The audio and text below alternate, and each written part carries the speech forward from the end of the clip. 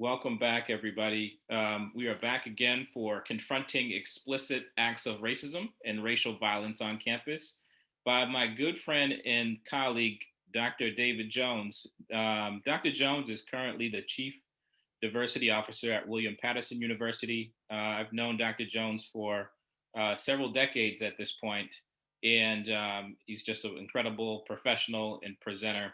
So I think you're in again for a treat. Um, and If you have any questions, feel free throughout our time, feel free to send me a direct chat. But like last time, I'm looking forward to a highly engaging session today. So without further ado, we're going to jump right in, and I'm going to turn it over to Dr. Jones. Wonderful. Wonderful, wonderful. Thank you so much, Ryan, for the introduction and really handling the nuts and bolts to make today possible regarding a lot of the tech issues and coordinating many of those efforts today. I'm greatly appreciative of your friendship, but also your collegial support as we dive into today's topic.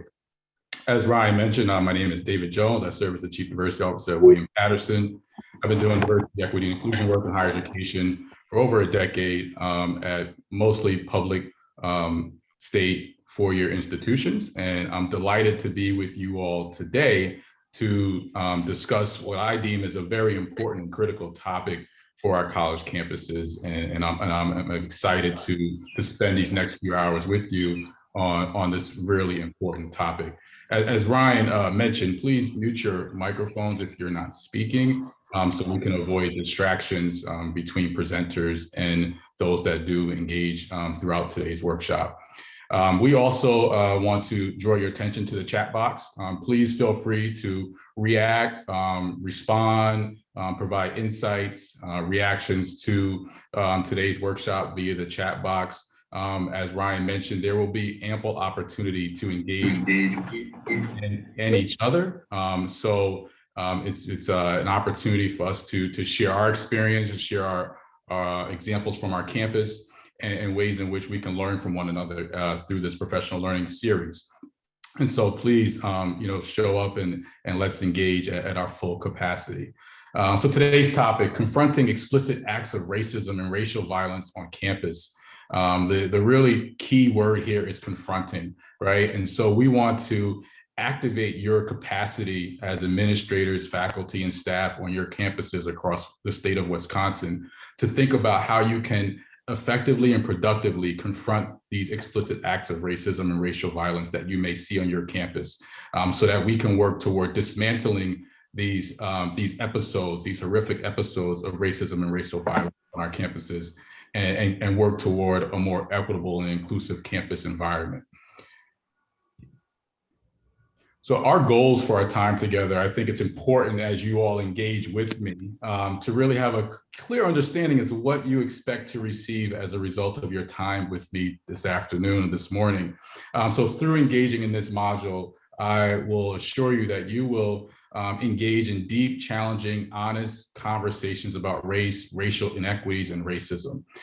These conversations are not easy to have. I recognize that as your facilitator, but they are important and necessary if we are going to move toward a more equitable and inclusive environment that dismantles these racial acts of violence that many of our students are victims of. Secondly, we'll acquire rigorous evidence-based, practically useful content throughout this workshop. So the curriculum that is shared here will be intended to allow you to engage in this work, not only within this space, but then use these helpful content that I share with you back on your respective campuses and sharing it with your colleagues across the university. Thirdly, we want to be able to participate in a high-level engagement with one another and also engage in personal reflection, right? This is an important piece to this workshop. I will not be doing a lot of talking at you. I want this to be a facilitated dialogue in which we can learn and grow together through the ways in which we can engage with one another. And so your engagement with me is critical to the overall effectiveness of our time together. And then lastly, this will be an opportunity for you to receive effective strategies that you can employ for future practice back on your campuses. And as you all work at different campuses across the state of Wisconsin, this is also an opportunity, right, for you all to serve as thought leaders and partners with each other, so that these future practices that you put into place on your campus might be an opportunity for collaboration and partnership across the state as well. And so in order for us to do that, I want to be able to spend just a few moments just framing our time together, right? I think it's important that we frame the ways in which we will engage in this important and critical topic. And by doing so, I start with a quote from Paul Robeson. Paul Robeson, if you don't aware of him, he was a civil rights activist, the third African-American to graduate from Rutgers University in 1919, went on to become a songwriter and an actor, but then used his songwriting and acting skills as a platform for racial justice and equality in the early 1900s. And Paul Robeson says, the answer to injustice is not to silence the critic, but to end the injustice. Let me repeat. The answer to injustice is not to silence the critic, but to end the injustice. Why is this quote so relevant to the work that we will do today? Because when we think about hate language, when we think about hate crimes and racial violence on our campuses, and the explicit racism that ensues as a result, we understand that we may not be able to silence the critic, right? The ones that are implementing such hate crimes and racial violence and racism on our campus, but we can do our part, right, as administrators, faculty, and staff to work toward ending the injustice that we see. And that can be done in the form of adjusting and revising our policies, our programs, procedures, right, and the ways in which we engage with our students to ensure they do not become victims of the racial acts of violence that we see far too often on our campuses. And so I'm challenging you all to think about how you can end the injustice that you see on your campus, right? How can you be that pivotal leader on your campus to take the knowledge, the skills, and awareness that you'll gain from this workshop, right, to work toward ending that injustice, not necessarily understanding that silencing the critic is the end goal, but working toward dismantling all these forms of injustice that we see, particularly explicit forms of racism. In doing so, we need to be able to establish some community agreements that allows us to really engage with one another authentically and being able to enter this space in a vulnerable capacity. So in doing so, I want us to make sure that we make this space a brave space, right? I recognize that we're in a virtual environment. Once again, I know folks are continuing to join. So if you are joining, please mute your computers so that there's minimal distractions. As I was saying, I think it's important that we think about how we agree to make this a brave space, right? Brave enough that you all can share your experiences, examples from your campus in a way that allows you to be your authentic self. Secondly, I want us to make sure that as we're talking and as we're engaging one another, that we make I statements and not you statements. So let's talk from our own lived experience as it relates to these explicit acts of racism that we might be seeing on our campus, whether we are witnesses of these acts or we're victims of it. And so making sure that we speak from our own lived experience is critical in these conversations. Next, I want to create a space where we know when it's time to take space or make space, right? There's over 200 people on this call this afternoon, this morning. And so it's really important that we monitor how we show up so that we can engage as many folks as possible in this conversation, in this learning experience. You will also have opportunity to engage in smaller groups through some breakout activities that we will do throughout our time together. Recognize that mistakes are okay, right? Often when we have these conversations that can be culturally sensitive, that could be new for many of us, right? In terms of the ways in which we've engaged in this topic, particularly around race and racism, that folks can be tentative because they don't want to make mistakes. I want you to look at this workshop as the laboratory, right? Where we can make some mistakes, right? And when we do, we own them, right? And we use this learning experience for healing and growth through those mistakes, right? None of us are perfect. Oftentimes in my workshops, I like to tell folks that we're on a journey, right? When we do racial equity work, this is a journey. We're constantly learning, evolving, and with that, we're in places where we might be vulnerable and mistakes may occur. And so I want you to feel open to knowing that this is the type of space where that is okay. And we can use those opportunities for healing and growth. What's said here stays here, but what's learned here leaves here, right? And so, as I said, you will have opportunity for breakout conversations, and we'll have opportunity for large group discussions. And so, if folks engage in ways that they're sharing confidential information, let's protect that confidentiality, right? And recognize that they're being vulnerable in this space, and let's give them that respect and attention. However, throughout the content that you might learn, please share that with others, right?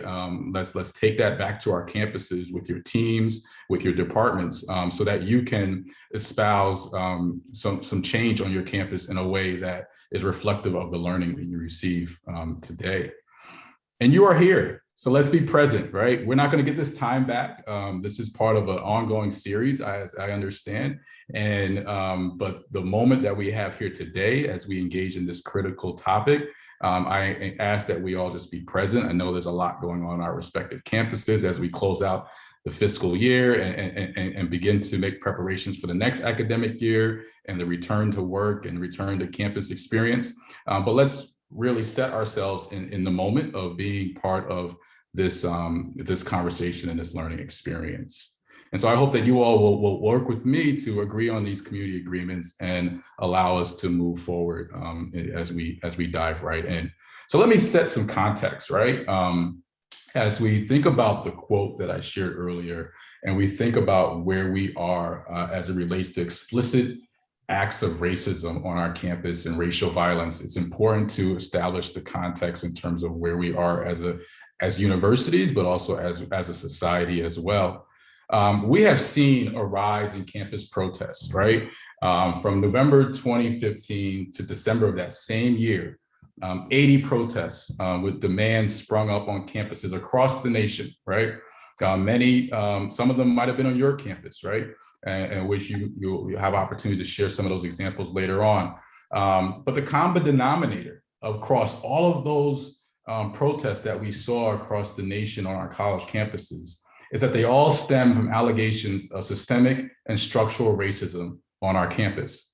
And one thing I want to make note of is that these are not new conditions, okay? And so we saw this rise in 2015. We saw this same increase in the demands on college campuses, but many of these demands are longstanding demands that many students, particularly students of color, have been asking for from our campuses for quite some time. Right. And so, you know, I'm thinking about my own experience. I previously served as a director of a Black cultural center. And really, when you think about cultural centers, right, and how those came into evolution, those started in the late 1960s because of social and civil unrest in our country, where Black and brown students wanted a safe space on college campuses to come together in community. And that was happening in the 1960s. And yet in 2021, we have college campuses still receiving demands for students that they rightfully deserve.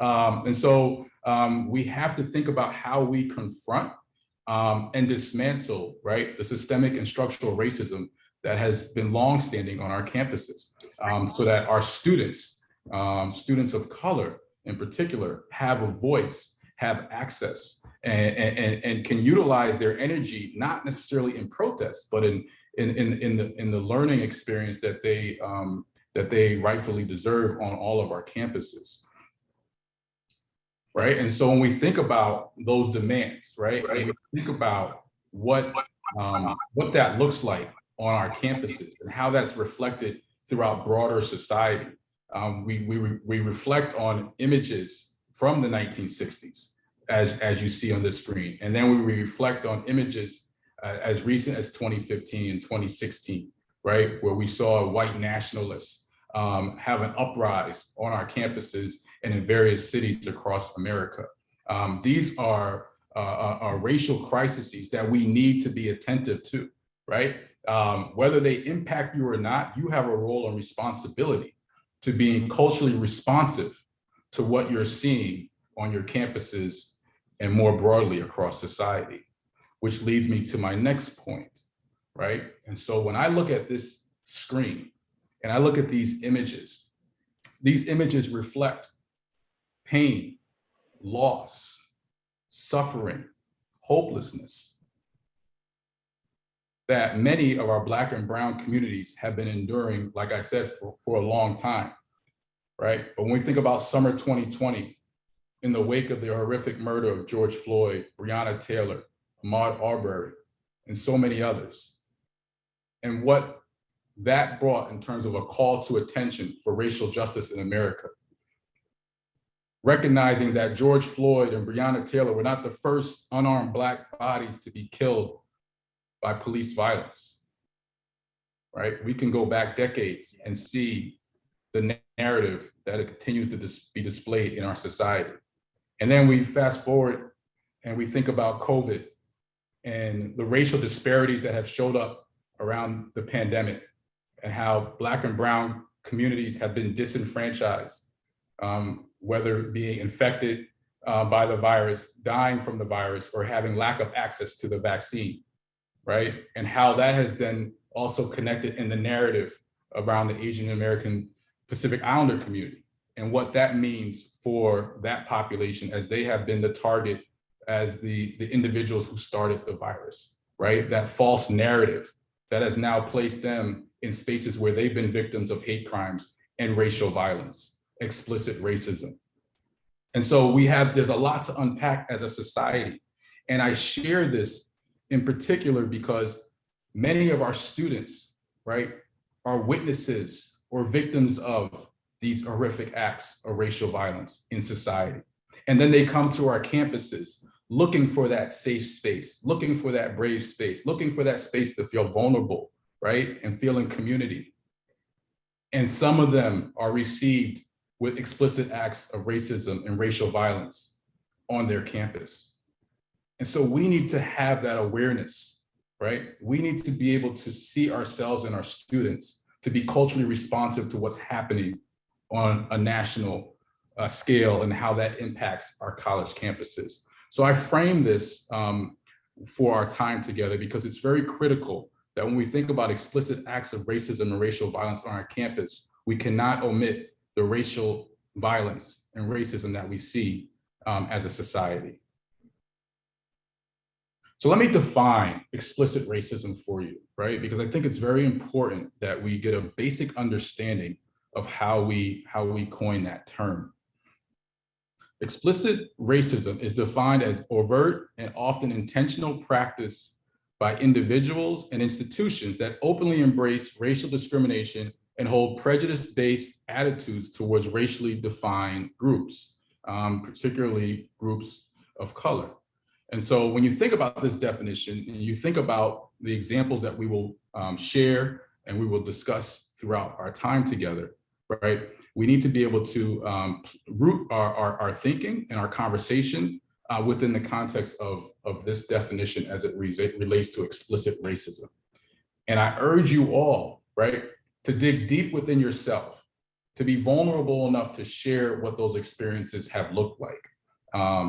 And talk through with one another, right? Because part of the learning experience that you all are engaging in is the content that will be shared throughout today. But it's also the learning that you can acquire from one another, right, as colleagues, based on what's happening across the state of Wisconsin on your various campuses, and how you can be supportive partners moving forward. And so I'm going to turn to our first poll question. There will be a couple poll question opportunities today. And I'm going to ask that Ryan is going to facilitate that for me. And many thanks to him for that. But the first question is, I am confident my college leadership would know what to do if white supremacists showed up on our campus. So take some time to reflect and respond to that question.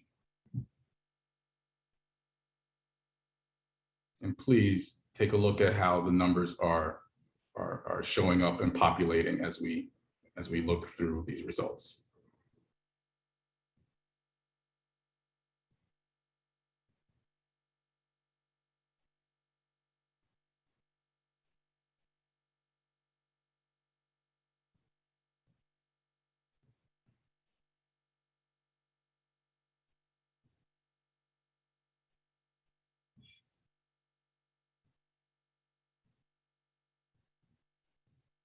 Okay, and so let's take a look at what folks are saying, right? This allows us to be placed in a space where we kind of see where our colleagues are landing in terms of the work that is happening or the work that's not happening, right, on their campuses as it relates to this particular poll.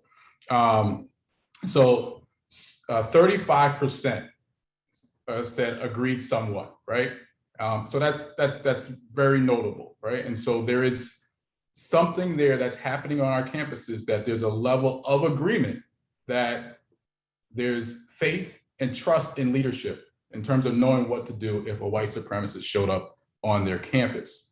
However, I think it is somewhat notable, right, to also highlight that 27% either disagree somewhat or strongly disagree that their leadership would know what to do if white supremacists showed up on their campus. And so that then leads us as into why this topic and this workshop is so critical, right? Because if we want to do something to move our agenda forward, it's about adjusting, right, the narrative around the data that came from this particular poll, so that we can have more representation, right, where 11%, more than 11% would strongly agree that their leadership would know what to do if a white supremacist showed up on their campus. So let's place that in our thinking as we move forward, because that's critical to how we will engage with one another. And so at this time, I'm going to engage you all in a personal reflection. And so I'm going to ask you to anonymously describe a time where there was an explicit act of racial violence on your campus. And Ryan is going to place the link in the chat for you to click on, copy and paste and click on in your web browser, so that you can answer this particular prompt. And you'll have 5 minutes to think about this prompt and submit your response. So once again, anonymously describe a time there was an explicit act of racial violence on your campus, and use the link that Ryan has provided in the chat box.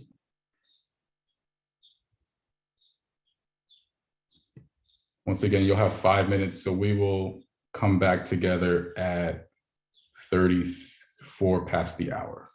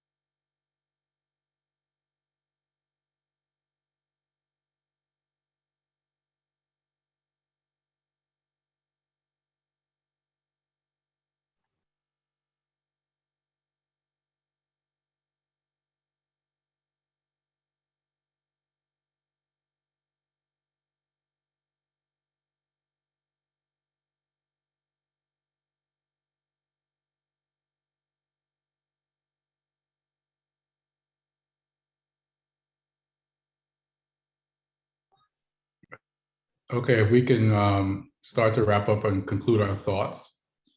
And we are going to move into a discussion that will allow us to debrief some of what we all were able to reflect on and write down.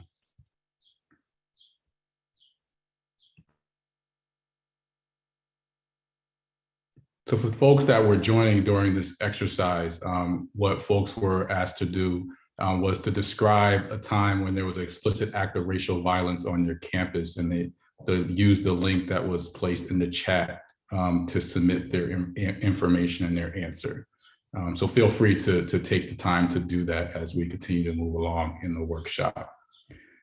And so now we have the opportunity to invite some voices into the space to share some of their examples, right? And the situation in which they reflected on over the last 5 minutes. And so here are some particular questions to help guide that conversation. One is to succinctly describe what the situation was. How was your campus community affected? How did the institution respond? Or maybe how didn't they respond, right? Specifically, what did leaders do? In hindsight, what might have been a better institutional response, right? And how could the situation have been avoided? And what are ongoing conversations about the situation currently at your institution? And so thinking about these questions and thinking about the situation that you succinctly described in the exercise, I invite about 3 to 4 folks to unmute their mics and share in this space. And so what we'll do in this format is, if you can use the raise hand option, that will allow me to see who would like to speak. But once again, your engagement in this is critical, so I look forward to hearing from some voices.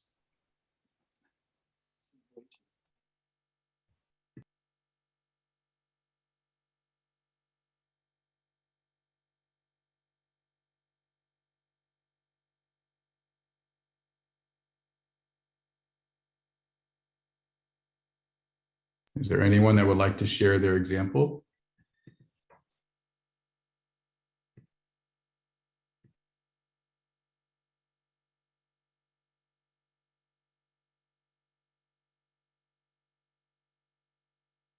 Okay, as folks are continuing to think about how they may want to engage in the space around this particular exercise, I'm going to turn to Carol, who posted in the chat and shared a situation at her campus. And so let me read Carol's post.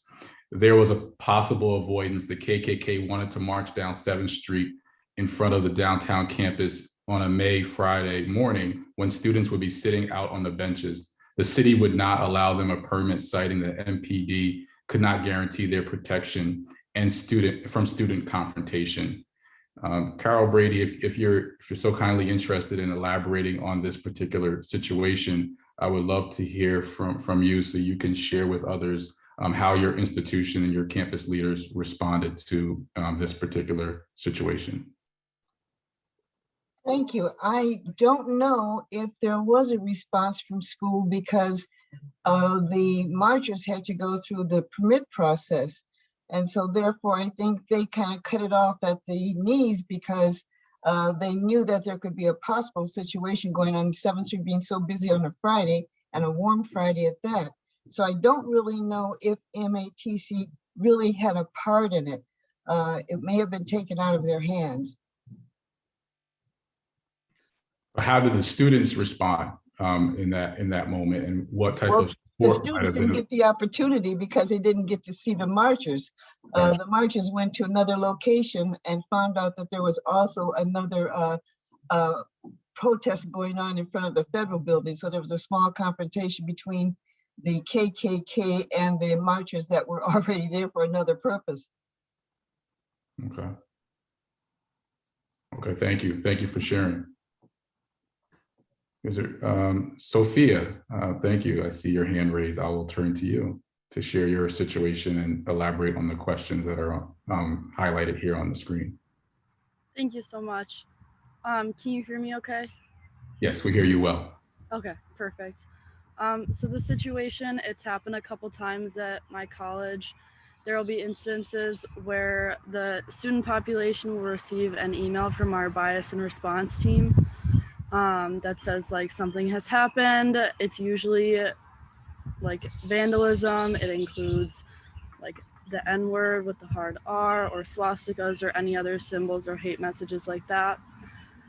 Our campus community is affected in a negative way, obviously, but it's not really talked about after that. You receive the email, you probably comment with your friends how terrible it is, and then you just move on. The institution response is like adequate. Of course, we get an email that says like, this is what happened, and if you have any information, respond. But like we've talked about instituting like cameras in our hallways or something to make this more effective, and nothing's really been done about that. And what's frustrating is that in the emails, there's never like justice has been served. The person who did this has been identified. It's mostly just like, this is what's happened, and that's all the information we have. In hindsight, what is a better institutional response? I think, well, I'm not exactly sure, but I think cameras were a good idea, or like student body punishment could be effective, where everyone hurts because some people hurt. And like, even though that's pretty harsh, I don't know what else to do. And then I don't really know how the situation could have been avoided. And there's not a lot of other ongoing conversations. And that's all. Thank you so much for sharing, Sophia. One of the things that you spoke to in terms of what might have been a better institutional response, that I will be sharing some strategies and best practices later on in the workshop that you could certainly take back that can enhance your understanding of how to engage your institution moving forward.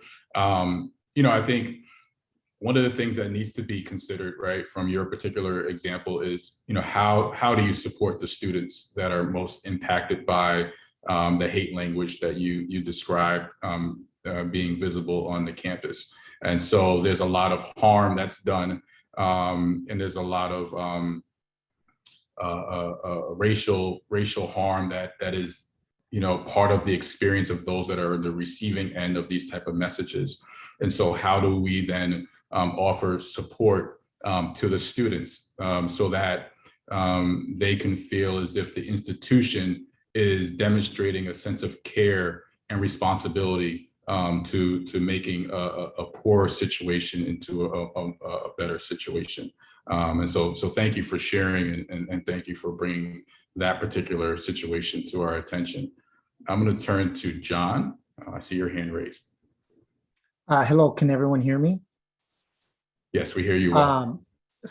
Our situation was, there was some dispute between some students in a dormitory, and then a hanging noose was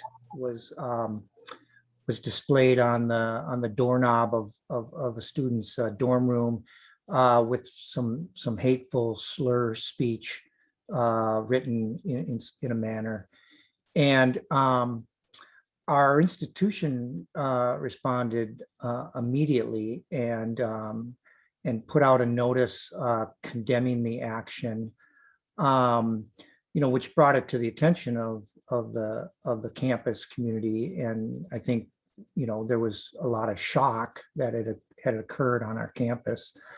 But also then investigated the matter and found the responsible folks, and I believe suspended those involved.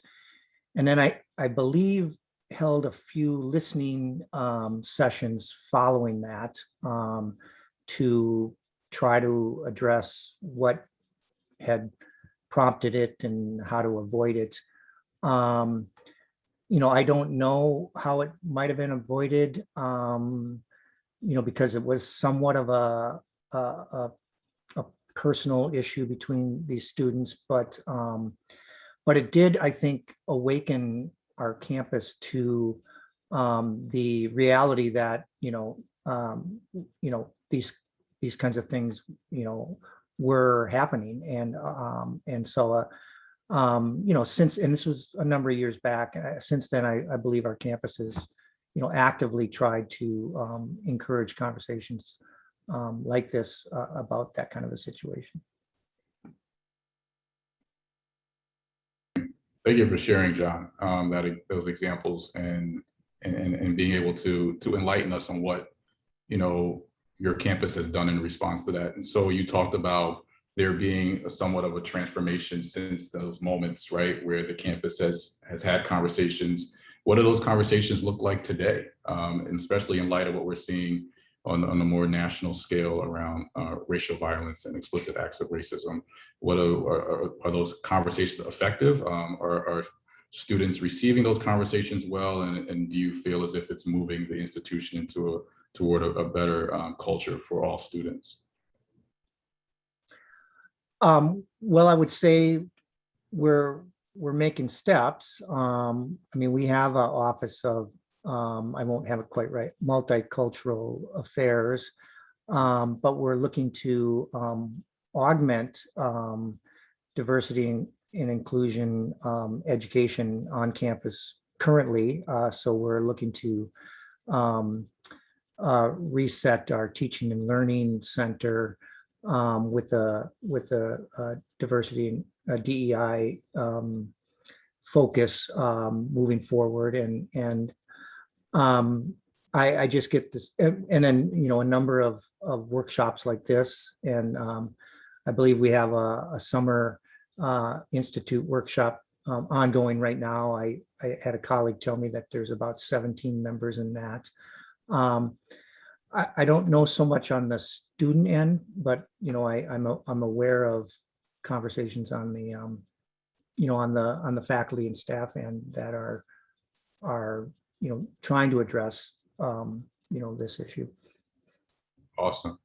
Thank you for elaborating a little bit more on that. I really appreciate it, and I know your colleagues are also appreciating your commentary. I think Sergio has added a couple comments saying that these incidents brought up great conversations in town halls for discussions. And so it's important that we create space for dialogue, because as John mentioned, sometimes these incidents, while they're noticeable and aware of some, not everybody's aware that these type of acts of racism are happening on the campus. And so having the conversation certainly brings attention to the issues at hand, and moves hopefully the institution toward a better place and one that's more inclusive. So thanks for sharing. I want to turn to Sergio, who has your hand raised. Thank you very much. I guess I just wanted to clarify one thing, and that I in no means do I intend to take anything negative or away from John's point. I think part of also the I was part of kind of the response team as a staff member. I'm sorry, I'm not a faculty, in assisting students who were concerned with what had gone on, and from what I understand, and my colleagues can explain or check my facts here, but it was a reach out by students also, that they didn't feel things were being taken seriously, their concerns and what were not being addressed. So they created something that was okay, and how are they going to react to this now? So it was a call for help, really, I think, on the students' part, to say something needs to be done. Certainly. And in these moments, right, when these moments occur, Sergio and others, we have to listen to our students, right? We have to validate what they're saying. We have to affirm their existence within their racial identity, and we have to be able to create space for healing to occur. And so while this may be, an opportunity to be awakened and aware of what's happening, you also have to juxtapose that with creating space for healing and community for those that have been pained by the ongoing explicit acts of racism on campus.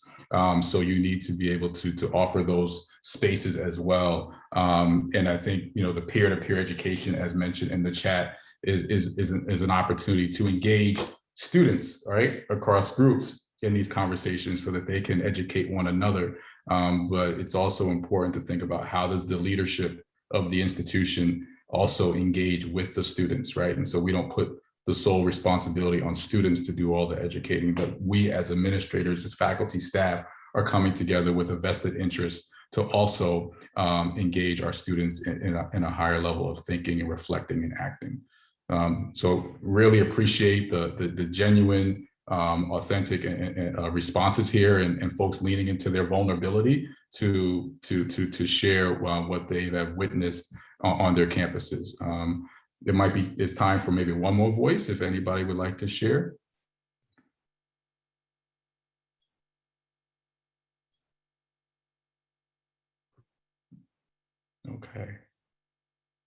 Okay, wonderful. If not, there's going to be other opportunities for us to engage as well. I'm turning to the chat. I see Sherry has an example, and so I'm going to ask Sherry if she's willing and able to unmute her mic and share with the group the example she would like to. Yeah, I can you hear me? Yes, we hear you well. Okay, perfect. I also don't have a raised hand button. I think I have to update my Zoom as well. Okay. But I have an example similar to what's already been discussed. There were some posters that were put up on bulletin boards around one of our campuses that depicted racist and violent images. And it was an individual that was recruiting to a white supremacist group that he belonged to. Fortunately, I guess, this particular incident was discovered by a public safety officer, and the images were taken down right away. So we don't really think that they were seen by any students. So what the college did was, obviously we investigated, we took the photos down. It turned out to be a non-student who was not associated with the campus, but came onto campus. We were actually able to identify him, and we did have him banned from campus. So that was effective. But I think in thinking back what we could have done a little differently, it was a situation where we didn't really know if any of our students had witnessed it. And so we didn't want to advertise, because we didn't want to, number one, cause harm to any students and letting them know this occurred. And maybe we could have responded a little differently in that regard, to say that this occurred if you witnessed this, or if you were affected by this. We can reach out to what resources we have. But I think what we could have also done differently was maybe start those conversations on campus. That could have been an opportunity for us to have some listening sessions, or some, as the examples that were given, some town hall discussions to start the conversation about white supremacy and racism on campus, and kind of as an olive branch to our students, to get them talking about that. Even though we didn't think any students were affected by it, we didn't actively seek to say, did you see this? Were you affected? Do you need any resources? So I think hearing from other colleges that that's a similar experience that they had, and some of the responses that they had, I think we have to take those opportunities when we have them, not to promote or advertise, because you don't want to harm unintentionally, but also taking the opportunities when they arise. I think that's something we could have done differently. Absolutely.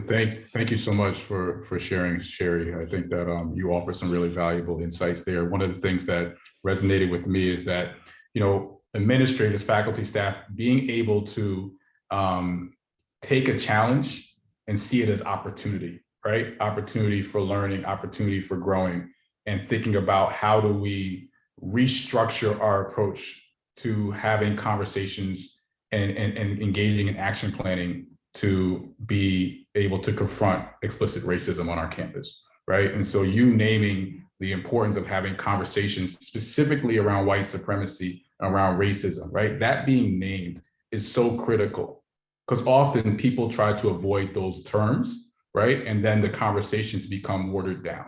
And so if you're able to enter into the space where you're having conversations explicitly around racism and white supremacy, you're at a starting point that challenges people to dig deeper than a more surface level conversation. And I think it's really important that folks approach those conversations more head on, right? With the understanding of how that might be received on your particular campus and understanding your culture as well. So thank you all for engaging with me in this first opportunity for a large group discussion. I appreciate it, and I know many of your colleagues have also appreciated some insights. And I will encourage you all to turn to the chat box because folks are placing some of their thoughts as well in the chat box, and I think those thoughts are equally insightful to the conversation. So thank you to those who are engaging in the chat as well.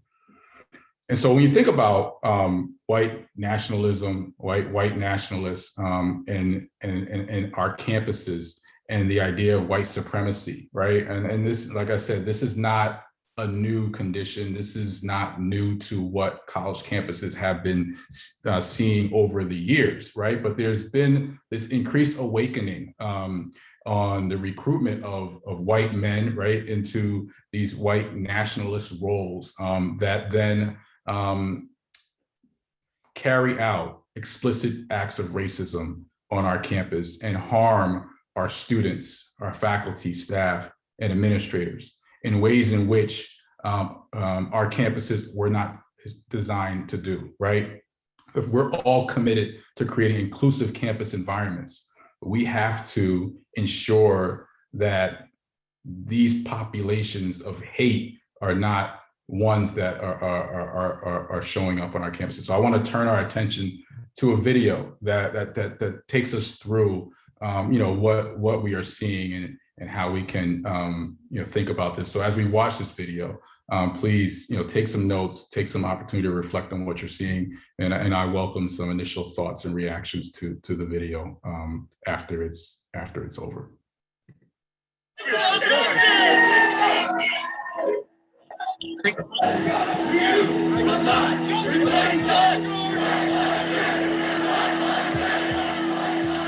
Charlottesville, Pittsburgh, El Paso, there's a pattern of white nationalism in America. Last year, FBI Director Chris Wray called it a persistent and pervasive threat. And we've seen this issue come up again following the death of George Floyd. And while we continue to see public displays of hatred like these, white nationalism is also creeping up in other, more insidious ways on college campuses around the country. It's not neo-Nazi stormtroopers anymore. It's people who look like everyday acquaintances, who look like our neighbors. We had flyers posted in one of our buildings from a known white nationalist group. And we've had small instances of tagging, we've had swastikas found on some of our spaces on campus. White supremacist activity on campus reached a record high last year, at least since the Anti-Defamation League began tracking the data back in 2016. And educators fear that there's an even greater risk for children now that so much learning is being done remotely. White supremacists, particularly alt-right groups, have been targeting U.S. college campuses since January 2016, but that effort really failed to gain traction until the fall of that year. And after the fall of that year, ever since, we've seen a noticeable number of incidents that were reported and recorded, and it has only continued to climb. The group called Patriot Front is probably responsible for the most at this point. In 2019, there were roughly 630 incidences of white supremacy propaganda distribution on college and university campuses in the United States, nearly double that of 2018. And Oakton Community College saw this firsthand. The campus, about an hour north of Chicago, woke up to flyers with the insignia of white nationalist groups. It was very troubling. Joyanne Smith is the president of Oakton Community College. Nobody wants that in their community, especially when we have students on this campus who might have specifically felt targeted by whatever the flyers might have said, by the swastikas, that it's our responsibility to say, you belong here. And as the leader of the college, I certainly feel like I have a responsibility to publicly denounce those instances when they happen. And unfortunately, this is not an isolated incident. Educators across the United States are figuring out how to combat white nationalism in the classroom. You know, there have been a number of mass shootings committed by white nationalist gunmen, yes? The frequency with which these incidents are happening is stunning. Everything changed after August of 2017, after Charlottesville. We started seeing and hearing more in our school communities almost immediately. And they were marching through streets in daylight at night with torches. So schools suddenly found ourselves in a position where we needed to support our students as they were processing some really complicated, scary information. Nora Flanagan is a teacher in the Chicago Public School District. We spoke to her before the pandemic.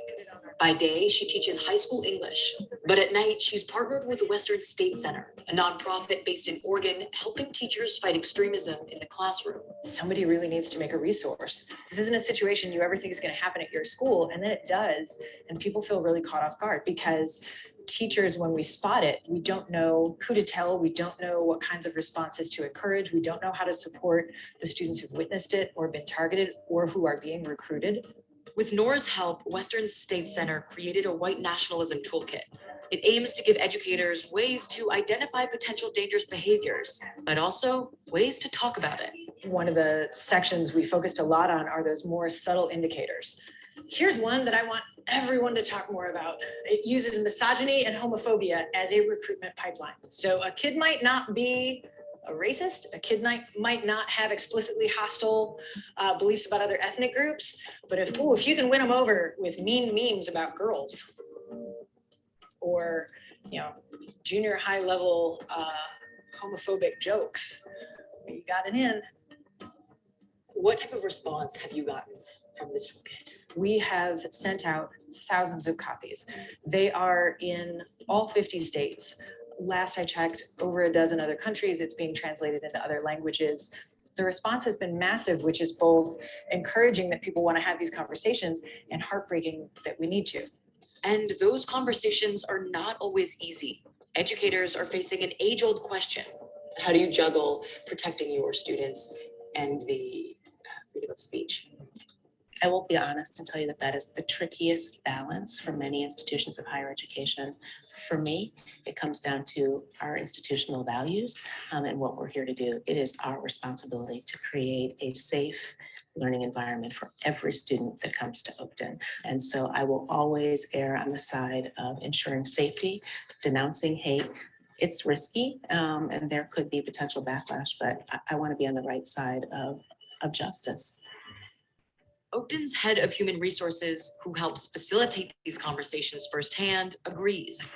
We are living in challenging times, and everyone that comes into the college is bringing their own experiences. And so the issues that are happening in the world are being reflected as what could happen in the institution. And so we just want to make sure that we are staying in front of those conversations, being part of the conversation, and equipping our institutional leaders with ways in which they can support our students. Flyering is an example of the increased boldness of the last few years, but also the rebranding of white nationalism. After the 90s, these hate groups realized that shaved heads and combat boots and swastikas weren't winning over a lot of people. Enough to keep existing, but not a lot. When you stop calling it the American Nazi Party and you come up with a new group called the American Identity Movement, that's a major hate group that's recruiting on campuses. It used to be called Identity Europa, but they rebranded even further to make it just sound like a patriotic group. And their flyers don't have slurs on them and they don't call for violence, they call for patriotism. It's much more subtle. The marchers in Charlottesville were wearing polo shirts and khakis. Why are you here? We're going to support white interests. Their recruitment efforts are aimed at kids as young as 10 or 11. So If that's where the recruitment efforts are happening, that's where our attention needs to be, and we need to be vigilant.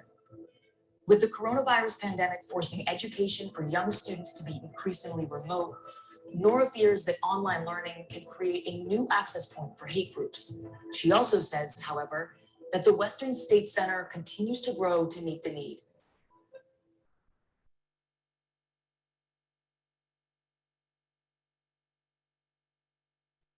Hey, NBC News viewers, thanks for checking out our YouTube. Okay. I find that video always very enlightening. I learn something new every time. And there's a lot to certainly unpack as we think about the narrative that was shared in that video. And so I want to turn our attention to our next poll before we go into a discussion around some of what we saw in the video and as it relates back to our campuses. So the second poll question. Let's see here. There is a high likelihood that white supremacists could show up and inflict racial violence on my campus. If you could take a few seconds to engage in that question.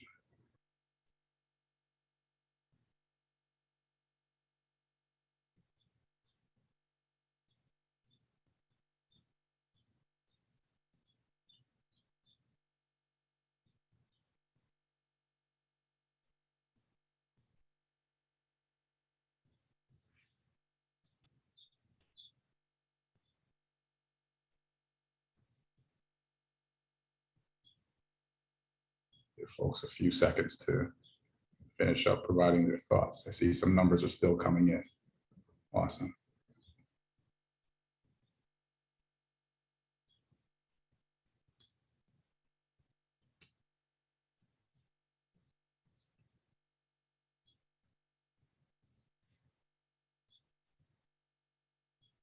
Okay, so let's just briefly unpack the data that we are seeing from this poll, where 33% of you agree somewhat that there's a likelihood that white supremacists could show up on your campus and inflict racial violence, where only 6% strongly disagree, right? And so when we talk about the challenging times that we're living in, when we talk about the opportunity for harm and danger and violence towards Black and brown people in particular, we are seeing that over 50% of you agree somewhat or strongly agree that racial violence can be inflicted on your campus at the hands of white supremacists, which I know for me, and I'm sure for all of you, is very alarming and troubling in thinking about the safety and the inclusive nature of what our campuses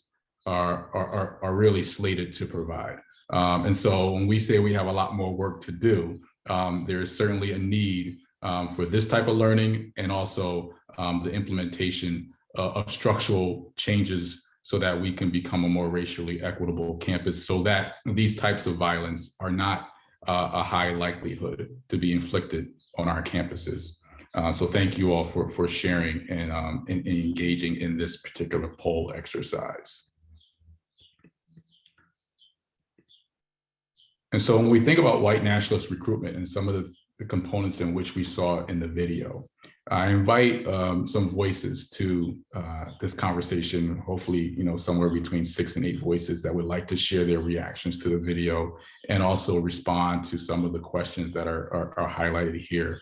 So when we think about why the rise in white national recruitment on college campuses and university campuses, what makes colleges and universities especially susceptible to violence from white nationalist groups, and what makes your campuses potentially susceptible to violence from white nationalist groups, and why do not white nationalist groups specifically target white college men when it comes to the recruitment, right? And so I invite folks to, once again, if you have the feature, to raise your hand through Zoom, and I will welcome you to share.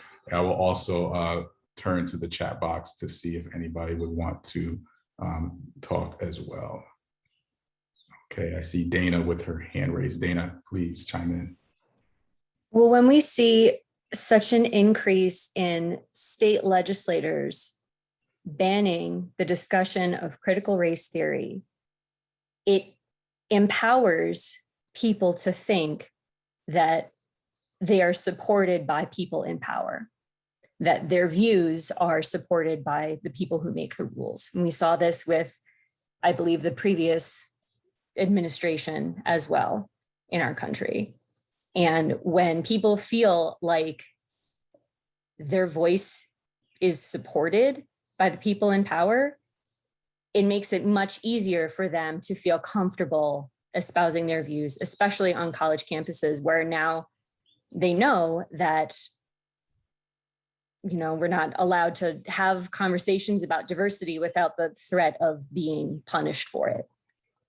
And it's a big challenge, especially I'm in the Department of Teacher Education. It's especially a challenge when we're working to prepare educators to have these difficult discussions and they feel like they're going to get in trouble for having discussions. It makes a population of students who are still learning about themselves and learning about others, it makes it more difficult for them to have those difficult conversations and more susceptible, I believe, to hearing these voices that kind of promote something that might even be a little more comfortable for them, which is painful to say. Dana, I truly appreciate your comments there, and I couldn't agree with you more. I think you know, the influence of folks in power, governmental leadership roles, you know, that have the ability to impact policy, right, and that policy then influence our college campuses is a very dangerous thing, right? It's particularly, you know, a more recent conversation around critical race theory and having it taught in the curriculum in the K through 12 and post-secondary sector.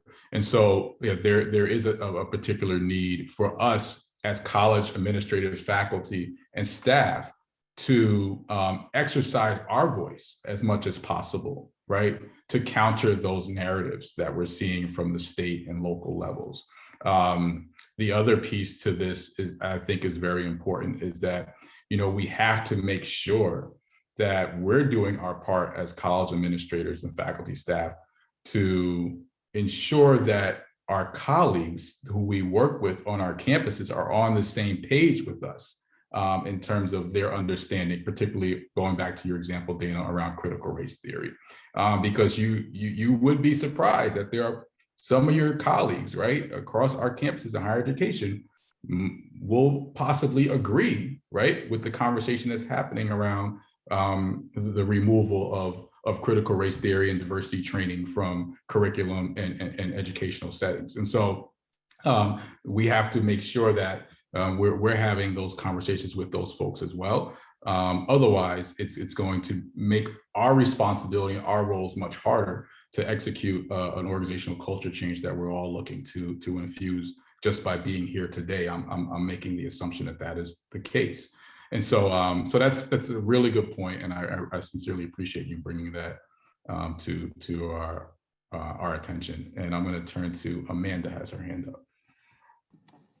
Yeah, that was a great point that Dana brought up, and I just wanted to add on to it because I think it is that power, right? But it's also privilege and power and where they intersect, in a sense, white supremacy there.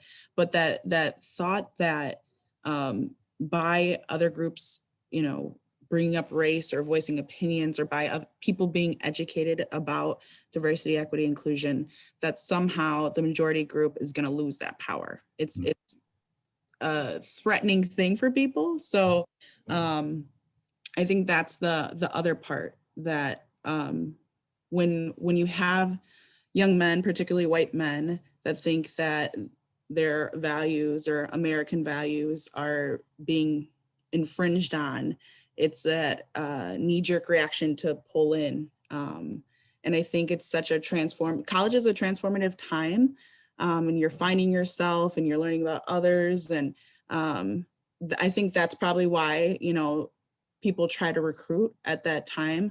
And you're questioning, like, this is what I've learned at home. This is what I'm coming to be in my own individual environment.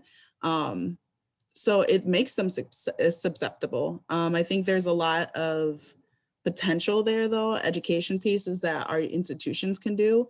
And I was just at NCORE last week, and there was a great discussion about psychological responses, like how do we prevent people from shutting down from white guilt and having, adverse reactions to conversations about diversity, equity, and inclusion.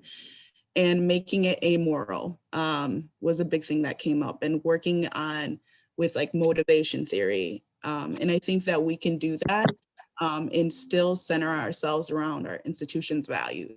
Like, how do we create this campus where people can feel supported, all of our students feel supported and safe and ready to succeed, and focusing around on our values. I think that's really big. So Dana, excellent point of bringing that up. I just wanted to add a little something to that. Absolutely. Thank you, Amanda. And for those who are unfamiliar, Amanda brought up the NCORE conference, which is the National Conference on Race and Ethnicity. It's an amazing professional development experience that I highly encourage and certainly endorse as a professional development opportunity for all of you to consider in the future. So yeah, thank you, Amanda, for adding on to Dana's point. And I think it's really important, when we think about explicit racism and racial violence and who is the one that's naming it, the student demands that we're seeing on our campuses. We as administrators, particularly our white administrators, need to be in a space where they can exercise their voice and their position and their leadership capacity within the campus environment to support the most vulnerable populations, right? And so thinking about how can you leverage this learning, right? Throughout today's session and the sessions to follow, and even the first session last month, how can you leverage this learning to infuse a more actionable approach, right? That is sustainable in moving the agenda forward toward racial equity and racial justice in your role is highly critical as we grapple with the ongoing conversation of white supremacy and white nationalism and how that impacts our campuses. Okay, I open the space for any additional voices if anybody else would like to share. Anybody in the chat would like to expand upon any thoughts that they've already placed in the chat.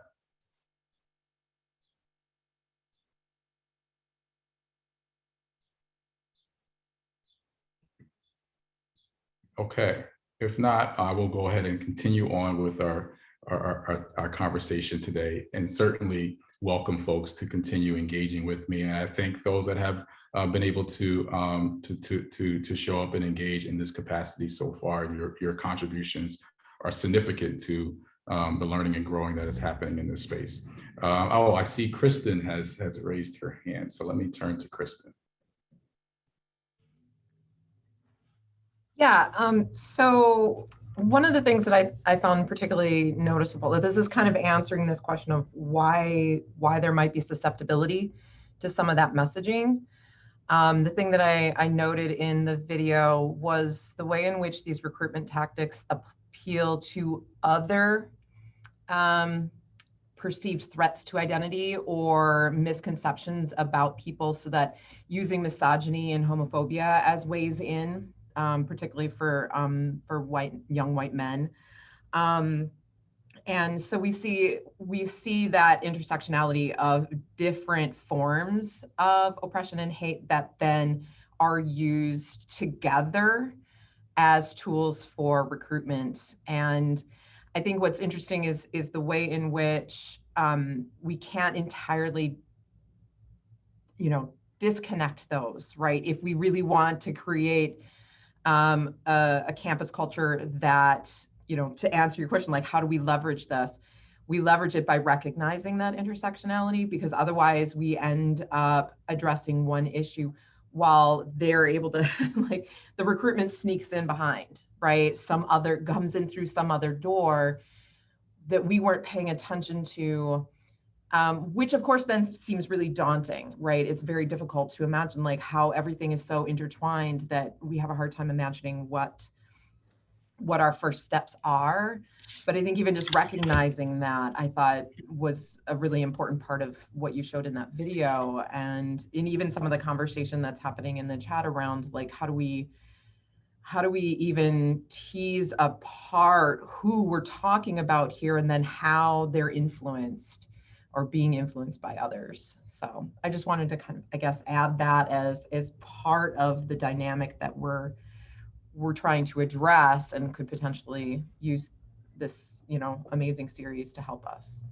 Absolutely, absolutely, Kristen. You bring up a great point around intersectionality, and I think there is certainly an importance around naming other identities that experience hate, right, and bias and bigotry on our campuses, particularly sexuality, gender identity, religion, right? These are things that are prominent in showing up on our campuses. What I think is also important as we think about intersectionality and other identities outside of race is connecting those identities back to race, right? And being able to understand the lived experience of that Black student who is also LGBT, who's also a woman, who's also non-Christian, right? And what do those intersecting marginalized identities, right, mean to that individual on your campus? And how do those identities, right, who are historically marginalized and oppressed, how are they further oppressed by the conversations around white nationalism and white supremacy? Because those experiences look different if the student is white and a member of the LGBT community, and Christian, for example. And so thinking about those layers are certainly very critical, and I appreciate Kristen for even bringing that up as something to consider. Okay, this is very valuable and this is very enriching. So thank you all once again. We're going to take some time to break out into some breakout room and engage in the conversation a little bit further. So let me just frame our breakout room experience. And so please note what room you're placed in. If you're placed in an even number room, what I'm asking you to do is to identify 3 ways to preemptively protect white college men from white nationalist recruitment, right, on college campuses. So that will be your prompt for about 12 minutes to engage with your group.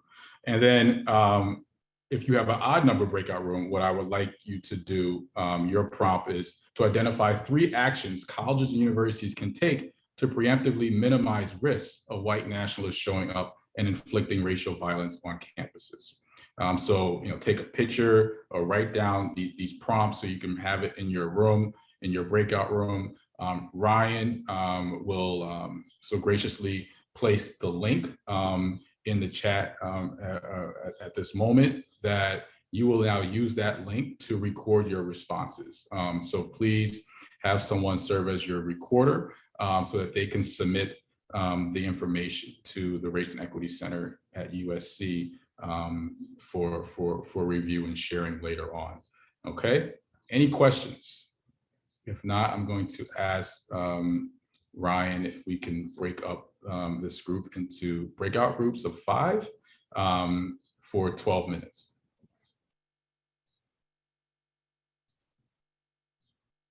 And so for folks that might be unfamiliar with how breakout groups work, you will get a notification to join the room, and please join at that time and pay attention to the room number that you're assigned to, because that will align with your prompt. Enjoy the conversation.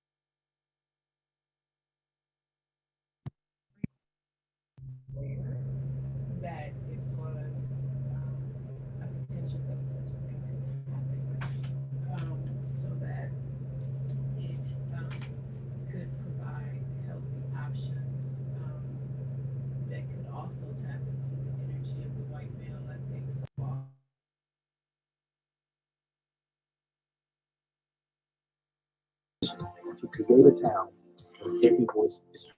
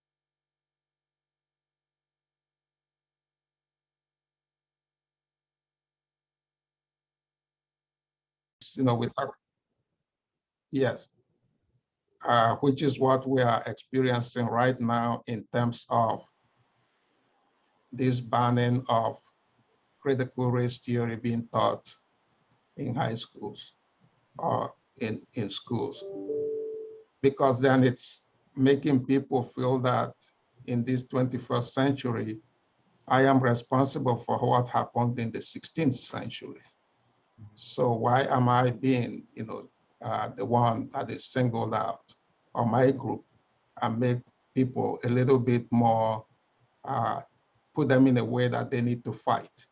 Like one member of my group said, you don't have to lose, why would I lose my privilege? Because of what happened. And one of the things that we kind of thought about, is it possible that we begin to teach about this in historical context at the K-12 level, such that people come out of the K-12 level knowing what the history is and really accepting they were not responsible because they are not the ones that did it. But that's what the history is that has placed them in the situation that they are. Not that they personally are the ones who are underprivileging other people or creating a situation where there seems to be, some racism, but the structure created that. So the issue will be, how do we then look at changing the structure? Absolutely. Thank you for such great insights and valuable contributions there. I think you know, changing the structure is important, letting folks understanding that while they may not have contributed to the issue, right, if they have a responsibility to help dismantle and confront the issue, right? And so we certainly have work to do in that area. Thank you so much for sharing your group's reflections and insights. For the interest of time, I'm going to turn to an odd number breakout group. If they can just share one action step or strategy that they would use that came out of their conversation, that would be great. Is there anyone from an odd number group that would like to share one action?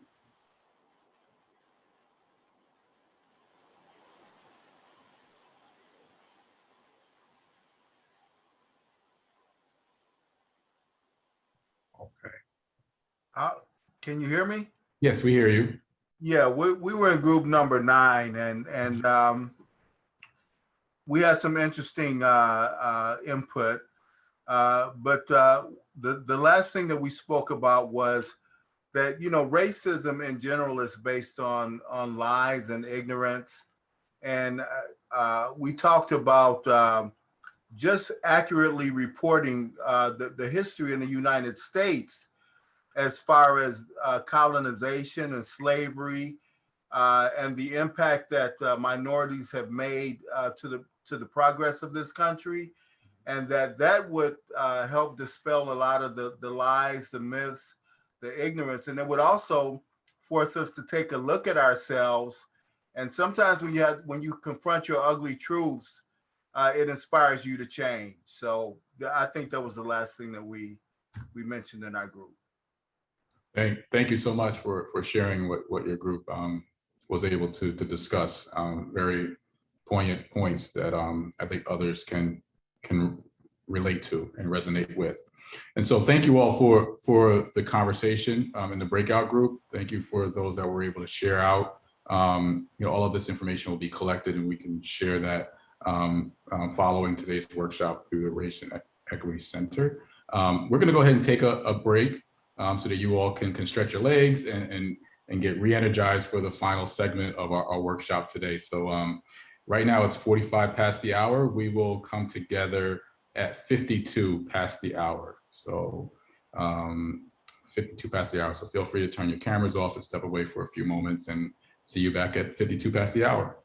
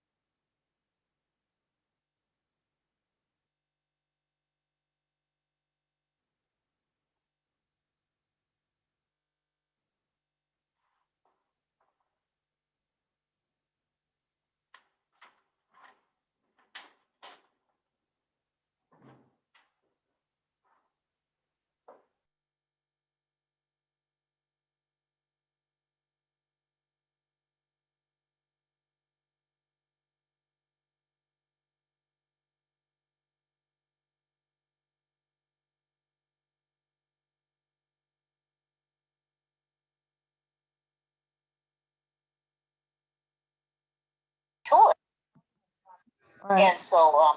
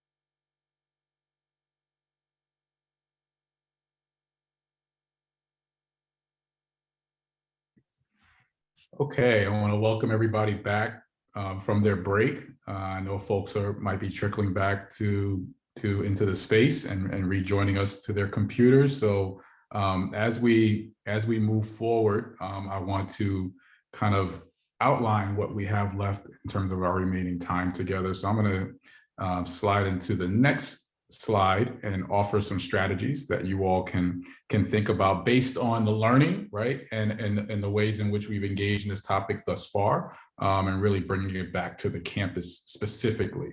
And then we will have an opportunity to engage in a case study exercise that we will do in a breakout group, and then come back to process and discuss as a large group. And then we will move into the final stages of closing out our time together, closer to the top of the next hour. So I want to once again thank you all for the ways in which you've engaged thus far, and I look forward to your continued engagement as we move forward into the workshop. So let me start by saying writing aftermath statements, right? Earlier in the conversation, during today's workshop, there was talk around when folks describe the scenario and situation on their campus in regard to an explicit acts of racism and racial violence. What did the institution do, right? Many institutions in these examples that were shared talked about putting out a statement, if you will, in response to what happened. And so I just want to share some strategies and some fruitful practices that you all could think about when it comes to writing aftermath statements, because there's certainly validity in creating and developing and having these statements, but they must be done in a way that provides a significant awareness, awakening of the consciousness around these issues, and also moves us towards an actionable solution that is culturally responsive to those that have been victimized in these moments. So I think it's important to specify what happened, right? At least as you understand it at that point in time. But it is important to specify what happened. You want to include as much details as you deem are necessary, as much as you can share at that moment, right? Pending any investigations. But you want to specify what happened. You want to specify how harm was inflicted and what that might have looked like in that particular moment. By leaving out certain details that you're able to share, does not, right, help those that have been victimized feel as if they are being affirmed in that moment in terms of the story and the narrative being shared as accurately as possible. Say how you feel. As a campus leader, particularly as a senior leader, vice president, dean, right, holding positional power within the organization, being able to say how you feel about the incident allows folks to see how you empathize with those that have been victimized, right? So saying how you feel and being vulnerable and allowing yourself to show and exercise the use of emotion in your statements is very valuable. It allows folks to connect with you a little bit more. It allows you to be seen as connected to the incident, and it allows the community to see you as a leader that's inclusive, right, to empathizing with those that have been harmed. Acknowledge harm to the campus community and the specific groups that have been targeted and affected, right? Being able to name this explicitly in your statement and make it clear is really important, right?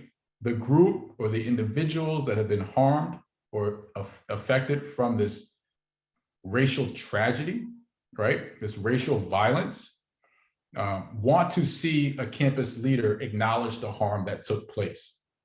It is so critical that campus leaders do not stray away from that, because if you do, you're giving voice to those that are actually inflicting the racial violence. So it's important to connect with those that have been harmed by acknowledging the harm that has happened.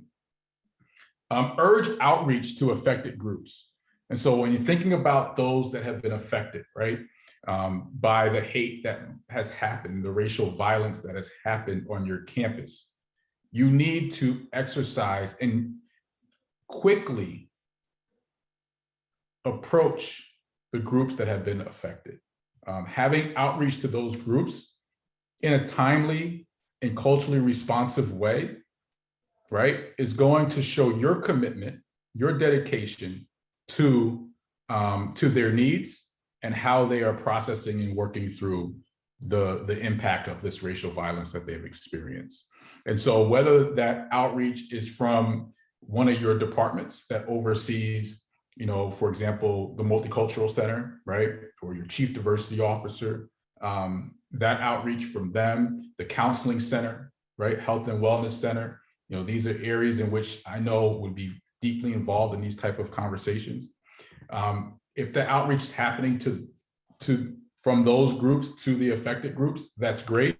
I also encourage you as the campus leader to have some type of outreach, right? And to be able to connect with those that have been impacted, whether it's sitting down with them and processing and hearing their pain and empathizing with them. Right? It's also important as campus leaders that we show up in those conversations as well. Commit to doing at least 2 things in response to the incident, right? But this is really important because, as I mentioned in an aftermath statement, we need to see action. We need to see some actionable solutions that are going to move us forward as an organization and as an institution. So commit to doing at least 2 things, right? And maybe it's talking that over with your colleagues, your cabinet, right? Members of your executive committee, so that you can make sure that you're identifying the most salient, important, and intentional 2 things to include in the statement in response to the incident, but come up with 2 things, at minimum, 2 things. Invite interracial coalitions and ongoing action to minimize risks of reoccurrence, right? So as a campus leader, the last thing we want is to see this type of racial violence, right, and explicit acts of racism happen again. So whatever you can do to minimize that is going to be important, right? And so inviting intercultural coalitions to come together and be in community, right, and engage in ongoing action with the support of you and your team is going to be very important, right? And doing so in a way where that interracial coalition occurs. So there's folks across difference that are coming together for the common cause of eradicating racism and racial violence on your campus. So when you think about repairing harm, these are some things that I'm urging you, right, to avoid. There are certain things that you must avoid when you try to repair harm after racial violence has occurred on your campus to a particular group of people. Only releasing a statement, right? And so if your statement is the only communication or the only form of action that you as a campus leader are going to espouse, we're missing the mark, right? Statements are meaningless without action and without a sustainability plan that's going to carry us through. Saying that what happened isn't who we are. A lot of times we don't want to be associated with the racial violence that might be happening on our campus, right? This is not who we are as an institution. This is not who I am as an individual. The reality is if it happens on your campus, right, it is part of who you are, right? But there can be some unlearning and some work that can be done, right, to break down those structural barriers that allow these type of acts of racial violence to persist. And so it's important not to say, this is not who we are, right? Admit to the wrongdoing as an institution and what we can collectively do to move forward in a more inclusive way. Promising a quick return to normal, right? Once damage has been done, right? once harm has been inflicted, it's hard to go back to what it used to be, right? You know, similar to the COVID-19 pandemic, the whole return to work, return to campus experience that many of us are going through at our respective campuses, it's not going to be the same as it was in February 2020 before many of us got sent home in early March, right? And so we can never think about this as promising a quick return to normal. We need to think about how do we move forward, right, in this new sense of normalcy that gives affirmation and honor to those that have been victimized so that they can feel seen and heard through their recovery experience. Hiring investigators who don't actually investigate, right? Folks that may have the training, may have the skills, may have the knowledge base on what investigation looks like, but may not necessarily be culturally responsive or culturally aware of the nuances that come out of these type of incidents. And so if you're gonna hire investigators to actually investigate, it's important to hire folks that also have the cultural capacity, right, to investigate the incident head on. Failing to communicate results of the investigation, right? So some information is confidential, right, depending on the nature of the incident. But it's important to be as transparent as possible with your community on your campus. And so you need to have some follow-up communication that allows the university to know what were the outcome of such a horrific racial experience and how those that have been victimized are being supported. So if you fail to communicate those results, right, you will lack transparency and trust, right, within your organization. That will not facilitate an organizational culture that I'm sure all of you as campus leaders want for your campus. Avoiding class conversations. We all know that the classroom environment, the academic setting of our higher education institutions takes place in the classroom, right? That is where the learning occurs, and that is where the significant opportunities for students to be transformed in their thinking, right, happens. While many of us as administrators that do our work outside the classroom also have a strong responsibility of creating transformational experiences outside the classroom, students come to college, you know, to go to class, right, to engage in academic learning. And if we avoid having conversations about racial violence and racial harm in our classroom discussions, right, we are missing the mark on how we can create and generate awareness of how this is impacting certain groups of people. So there are certainly ways in which, regardless of what you're teaching, how you infuse this type of conversation into your curriculum, whether you're teaching a social science course or whether you're teaching a STEM discipline, there are opportunities to create and engage this type of discourse in your learning. And so don't avoid those class conversations. Focusing singularly on students, right, is really, you know, something that you should avoid. We don't want to focus singularly on students, one, because there's a whole population of employees that might also be harmed by what has happened. So it's important that as you're working through this challenging time at your campus, that you're doing so in a way that engages the students and your employees, right? And you're not placing blame on the students for the reasoning of why such and such incident happened, right?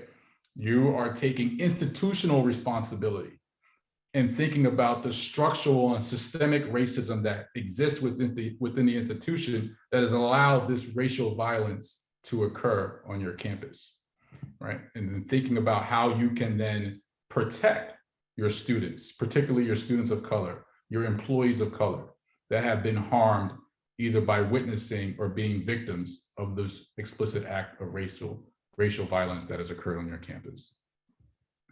And then lastly, one thing you must avoid doing is failing to create a strategy.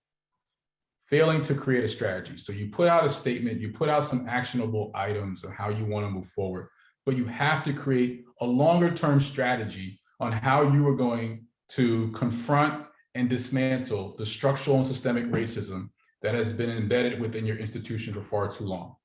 And so what does that strategic plan look like? What does that strategy look like? And how are you going to move forward with some measurable and actionable goals to hold you and your colleagues accountable to ensuring this is not a reoccurrence on your campus, right? And if it is, what strategy do you have in place to ensure, right, the proper steps are in place to protect those that have been harmed? And so when you think about what that looks like, there are the ways in which I described that you should avoid, but here are some practices and practical uses that you should do, right, as it relates to responding and confronting explicit acts of racism on your campus. One is seek counsel from outside experts who specialize specifically on racial crisis recovery, right? There are folks in the academy and across higher education that do this work, right? Particularly around racial equity, such as the USC Racial Equity Center and other constituents across the academy that would love for you to seek their counsel, right? To get guidance and support and consultation on how to move forward with this. So please engage those type of folks in this work and don't see yourself as alone as you process and navigate how you repair harm on your campus. Seek counsel from other colleges that have had similar crises, right? And so the beauty about this professional learning series is that you have a collection of colleges and universities across Wisconsin sitting right here in this virtual space. So how will you seek counsel from each other, right? And help work through those dynamics that are at play. Because all of you have probably had similar cases and crisis situations you've had to respond to. Apologize to and meet with those that are harmed, right? And so as a campus leader, there is a genuine expectation that you apologize to those that have been harmed. Like we talked about earlier, you as a campus leader might not have committed, right? More likely have not committed the act of racial violence, but you need, as the campus leader, you need to apologize on behalf of the institution and take that ownership. And then meet with those who have been harmed, listen to them, validate them, affirm them, make sure that they feel seen in that space and beyond. And so they can work through the processing of what they experience. Recognizing that if you meet with them once, don't think that that harm is going to go away and everything is repaired, right? It's going to take ongoing conversations and ongoing layers of support to be able to help those that have been impacted get to a better place. And you have to be there for them along the way throughout. Sustain campus and community conversations about specific incidents and its broadly related undercurrents, right? And so some of you all mentioned town halls, ways in which you engage the community in conversations about the specific incident. I think that is really important. The key word in this particular bullet point is sustain, right? So we can create a town hall, we can have one 90-minute town hall, which answers questions, it allows people to use their voice. That's great. But how are you sustaining those conversations? What are you doing maybe more on a micro level? So not everything is a town hall, right? What are you doing in the classroom to have those conversations so that folks are aware of that specific incident and the broadly related undercurrents that might be happening within the campus environment? That is really critical to how we move forward in this work. Healing spaces, right, are common spaces to help repair harm to those that have been victimized by explicit acts of racism, right? And so creating those healing spaces within your cultural centers or within your diversity spaces on campus can certainly offer that sense of safety and bravery for those that have been inflicted by this racial violence. And then annually commemorate the incident, right? So once the incident happens, you begin to work through the harm and repair the harm of those victimized. You find the institution getting to a better place and moving toward a more inclusive and racially just community and culture. It's important not to forget what happened, right? It's important to recognize the ongoing pain that will occur, right?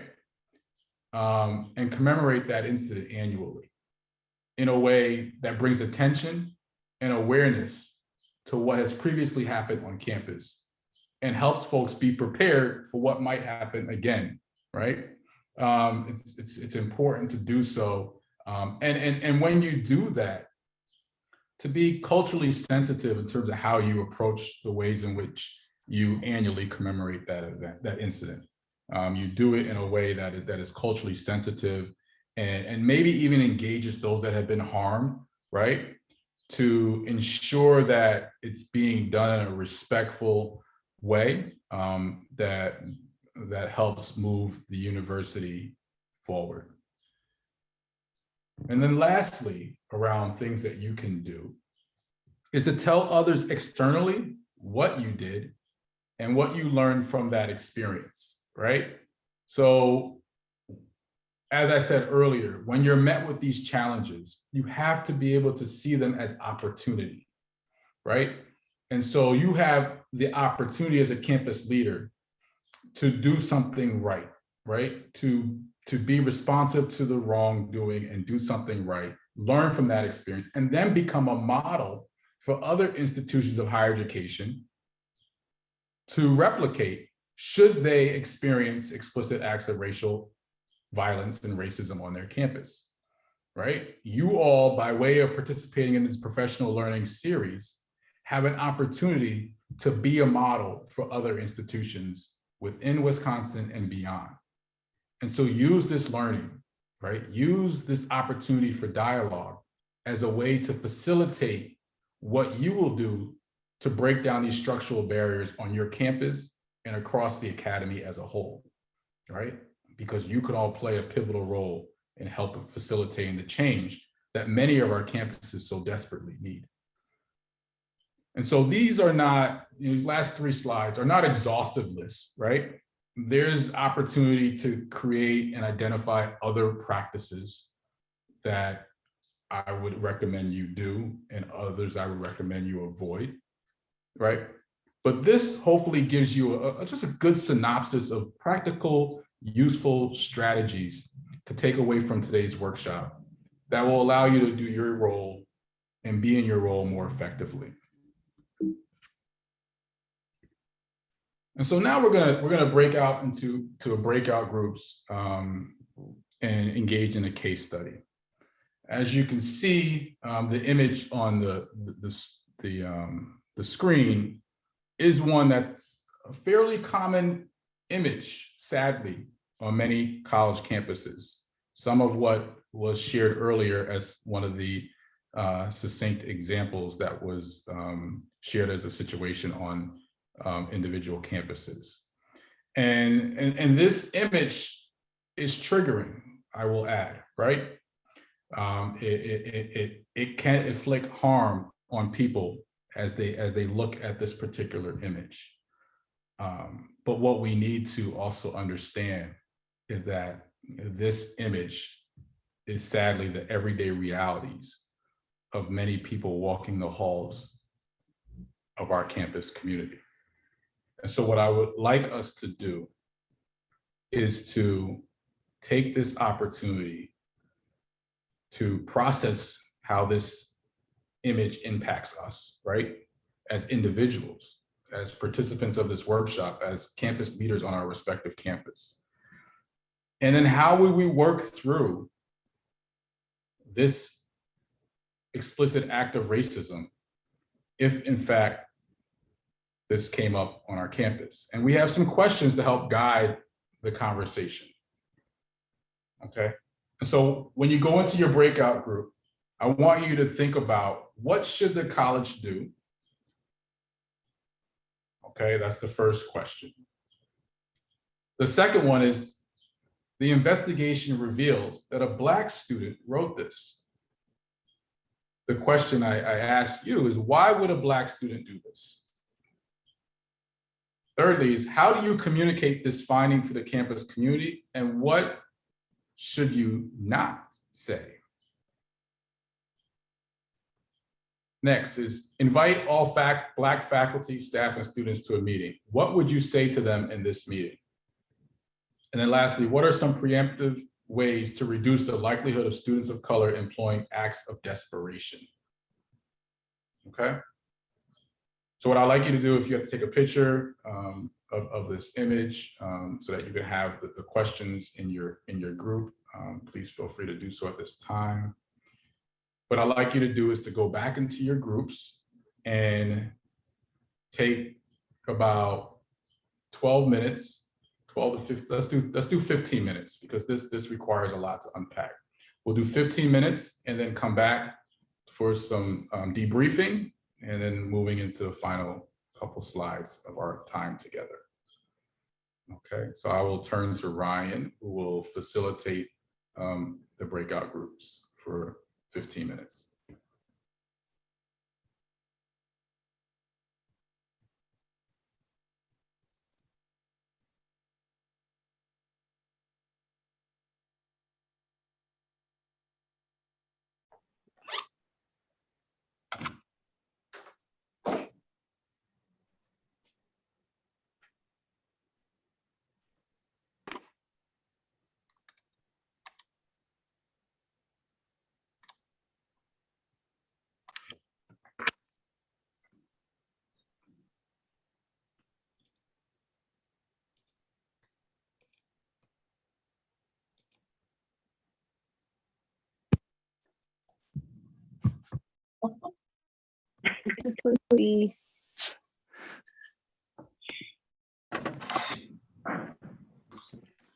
Carroll University, Victoria.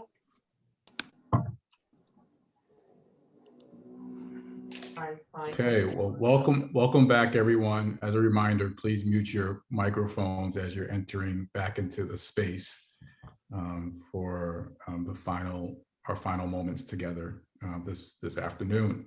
So thank you all for indulging me with the breakout room activity and discussion. I think it's an important one. It's one that is a real life situation that many of our campuses encounter.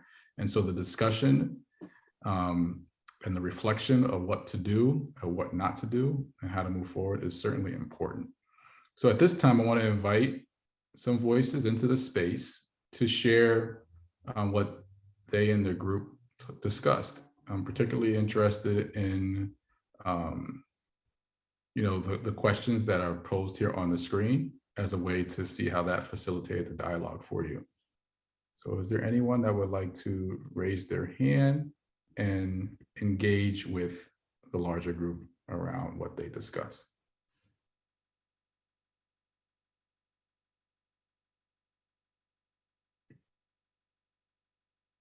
Okay, let's see. I see a hand, but I don't see a name associated with the hand.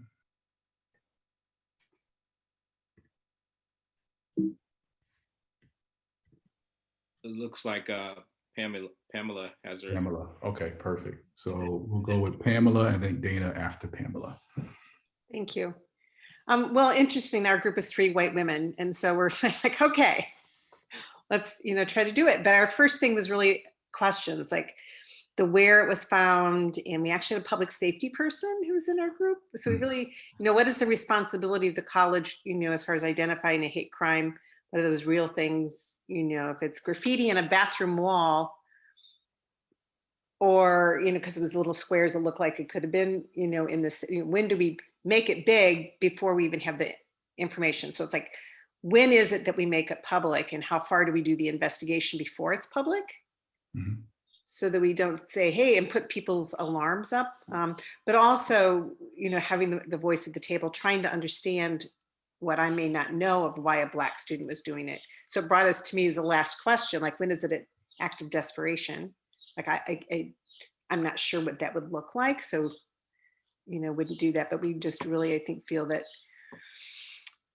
asking more questions and being clear and really respecting, again, the Black community and trying to bring obviously that voice and not always knowing when do we keep bringing in the same people? Because let's say in my group of people, I'm obviously asking people of certain racial backgrounds or whatever, like, give me your opinion. And after a while, especially the last year, some people have said, can you ask somebody else? Like, just sort of being, whether it be, so if we have the dialogue and changing culture, how to involve the campus, I think this brings to light more that we need to do culturally. And then again, processes, when is it in an SOP? We have to have multiple voices. When is it that we have a process that beyond just, is it a hate crime? Is it, to that we want to be, I guess, deeper, more specific. Certainly. Thank you, Pamela. For the interest of time, I'm going to let other folks chime in, and then I'll provide some summary of my thoughts from what people share. So let's go with Dana, Brandy, and Michelle in that order. Okay, so for what the college should do, we said remove it and make a statement that explained what it was, why it was removed, and how the college does not tolerate that, and start some type of subcommittee to task force to investigate ways that it can help prevent future things like that from happening. Why would a Black student do this? We thought, one, to test the system. Perhaps something like this happened to them and it went unnoticed, and so we're going to do it and we're going to make it loud and big to see what the college won't do. Or maybe they did it to incite a reaction. What is happening here, and to get a dialogue started. How would we communicate the findings to the campus community, which you should and shouldn't say, that you, it wouldn't be important to say that a Black student necessarily did it, but more that a suspect had been apprehended, that they were being disciplined, but that, grief counselors were available, if other people wanted to talk about it, and, to continue forward. And again, to just kind of reiterate whatever the college's stance is on the matter. The one that made us the most uncomfortable and where we really had our talking points is why you would invite all the Black faculty, staff, and students to a meeting alone. And what would you say to them? We had one person joke quickly that he would say that this meeting is adjourned. It's because it to really take that stance, you would want to have the entire college, be a part of that. If indeed it was said that all would have to, that it was just going to be the Black faculty, staff, and students in that meeting, that you would then give them that opportunity, that voice of saying, we're inviting you to this meeting first, because we felt that this was a direct impact on the Black community. And we want to take what is said here and we want to infuse that into a greater message that we want to present to the college, and we wanted your input. I would do that, but I would not have a meeting where the college was just issuing a statement of apology or safe space for just the Black faculty, staff, and students. And preemptive ways to reduce the likelihood of something like this happening again is really to just keep open forums where we're talking about race, and we're letting people be heard, so that when things like Black Lives Matter are stated, that the reply isn't all lives matter, that we are actually able to engage in discussions about race without being so uncomfortable that it only highlights the issues instead of helping to solve them.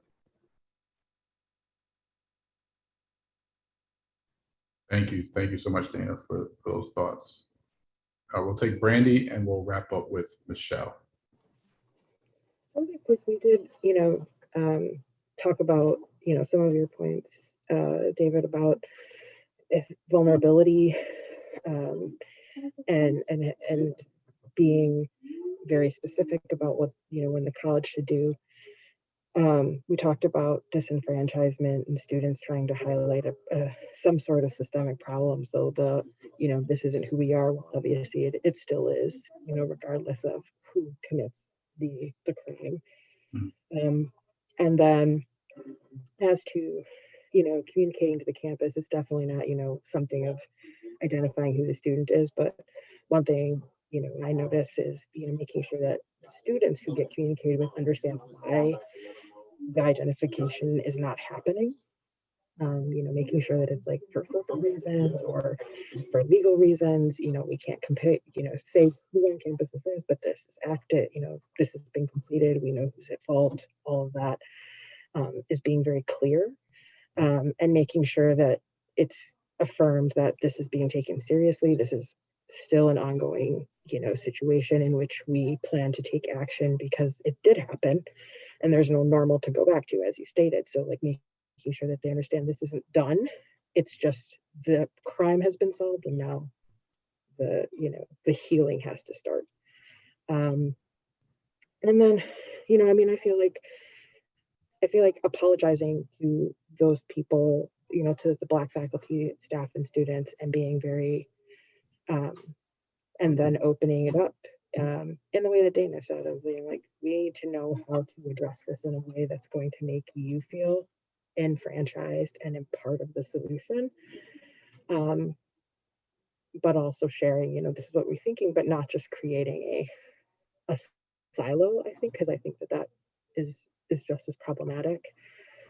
And then, preemptively taking temperature at schools, letting students have opportunities to speak to, higher administration was one of the comments, making sure that there's, responses to any temperature takes so that, there's like, hey, this is the response from our temperature take last year. These are the ways we're going to start working on ABC problem that has been identified, and things like that.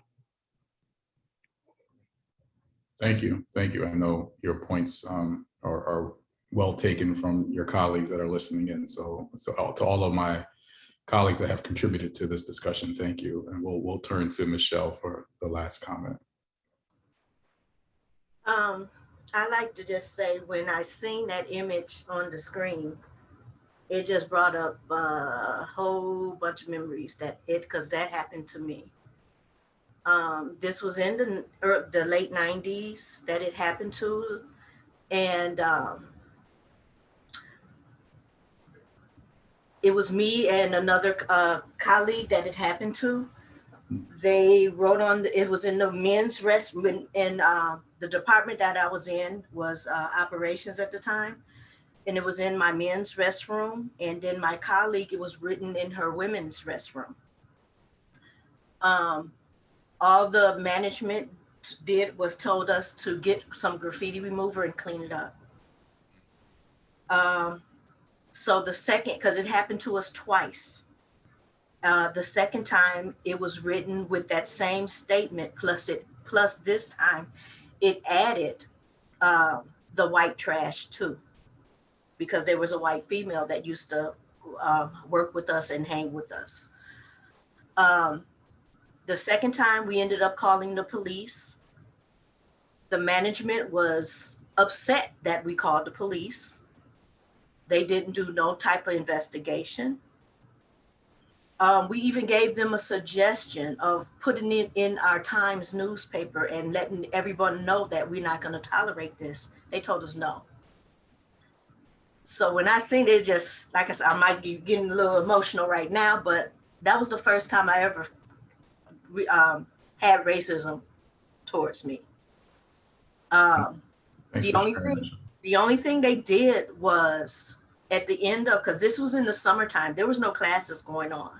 So we felt it was an instructor, because we was the only first Black females that worked at that campus at that time. The only thing they did was at the end of the summer was move us to another campus. Didn't get no apology, nothing. They just told us, actually they labeled us as troublemakers. So I'm still working at the college, but I just hope, this won't happen to nobody else. But we've came a long way. There has been a lot of different things that the college is doing. But we still need to work on a lot more. Absolutely, absolutely. I think your thoughts are certainly a nice way to segue into our final moments together. But first, I want to say, Michelle, thank you for sharing. As I said earlier, when I first posted that slide, I know that it could trigger people in different ways based on how they receive that messaging. Even though it's an everyday reality on many of our college campuses, it's still a triggering message to certainly see visually. So thanks for sharing that, Michelle. Certainly appreciate your insights there, as I do appreciate everyone's insights throughout today's workshop, but in particular, this particular discussion around this case study. We are certainly leaps and bounds ahead of where we were as colleges and universities, but there's a lot more work to be done, as it's been said. And when we think about explicit acts of racism, such as the messaging on this particular image and other forms of racial violence, we must always put those that are harmed first to ensure their safety is being met. And we are doing everything we can to be culturally responsive to their needs, to ensure that they feel connected, a sense of belonging to the university. And we're doing all we can to change the narrative of racial violence on our campus. And so just by being here today, you are all taking the first step in moving toward a racial equity agenda that eradicates these types of incidents of explicit racial violence. So thank you all for sharing. There's a lot of learning that could certainly be that occurred in this conversation, and I hope you all take it back to your respective campuses in ways in which that moves your university toward a more inclusive campus culture. I'll turn your attention to just the role of an ally.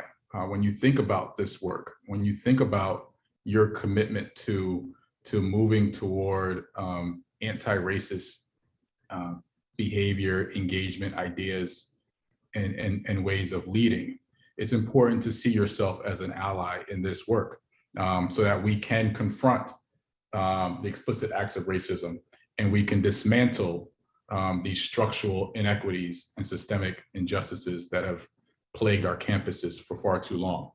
So as an ally, it's important that you elevate the voices of those impacted by explicit acts of racism and racial violence on campus, that you practice empathy, listening, and learning, right? It's so important. Those type of components to any way we can engage as leaders is so critical in this work. And so making sure that you practice each one of these components when working with those that have been harmed by racial violence and acts of racism. Use your privilege to create change and bring attention to explicit acts of racism and racial violence on campus, whether that privilege is your racial identity or whether that privilege is your positional power on campus. Thinking about how you can infatuate change that needs to be met and heard on your campus is certainly a way to show up as an ally for racial justice and equality on our college campuses. One that denounces white supremacy, one that denounces the recruitment of white nationalists on your campus, and one that denounces any form of racial violence targeted toward any marginalized group on your campus.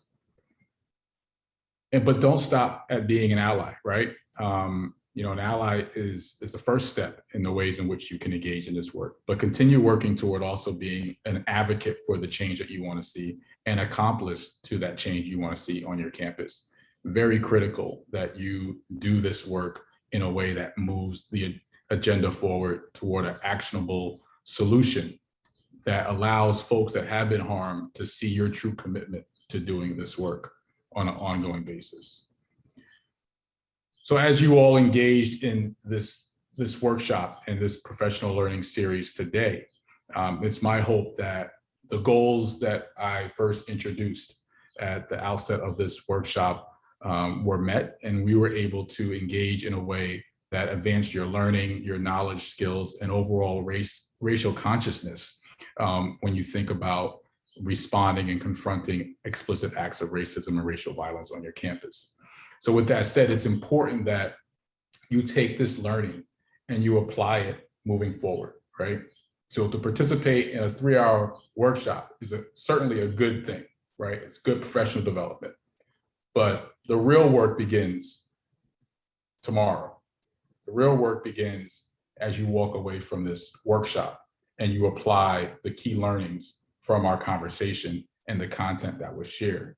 So in doing so, I want you to think about one thing that I will do better to confront explicit acts of racism and racial violence on campus, and 2 actions that I will take to reduce explicit acts of racism and racial violence on campus. And I turn your attention to the link that Ryan just provided in the chat. You would click on that link and then submit your answers accordingly, similar to the past Google forms that we provided. So take about 2 minutes to submit your answers, and then we will conclude.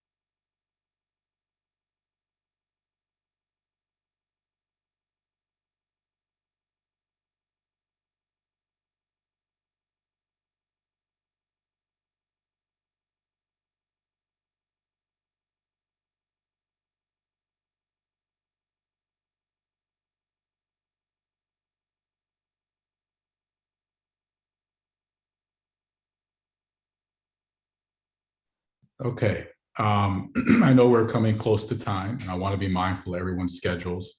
And so I want to thank you all for taking the time to reflect on what your anti-explicit racism commitments will be. If you haven't had a chance to complete the form, please archive it and complete it following today's workshop so that we can be able to share those commitments across this cohort at a later date. So thank you all for being with me and allowing me to serve as your facilitator and instructor for this particular module. It's certainly been my honor. I leave you with a quote from Angela Davis where she says, I am no longer accepting the things I cannot change. I'm changing the things I cannot accept. I know we all on this call today cannot accept racism. We can't accept any form of injustice. And so let's do our part so that we can move our campuses towards a more racially equitable and inclusive campus culture with the learning and with the engagement that we've had together today. As always, once a connection, always a connection. If I can ever be a resource to you and the work that you're doing in your respective campuses, please be in touch. But I wish you all the best in this work. And I thank you for your engagement and vulnerability and willingness to engage in this topic with me today. And thank you, Ryan, for posting the final poll for today. If everyone could take a few moments to submit that information, that would be extremely useful. Thank you, Dr. Jones, for a fantastic session with us today on confronting explicit forms of racism. It's clear to me that several people have found this valuable. And so we look forward to providing you with the session assets much more sooner this time, much more quickly this time. And we'll get that to you very soon. So thanks so much. Have a great day, everybody. Take care.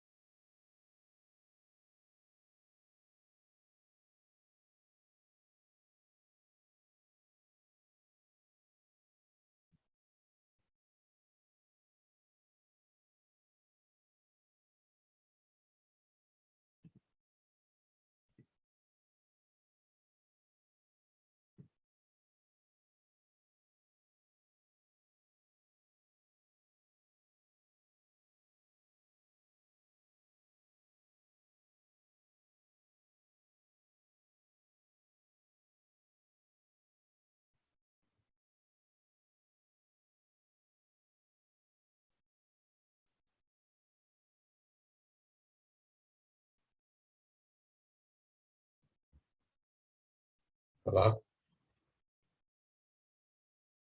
Hello?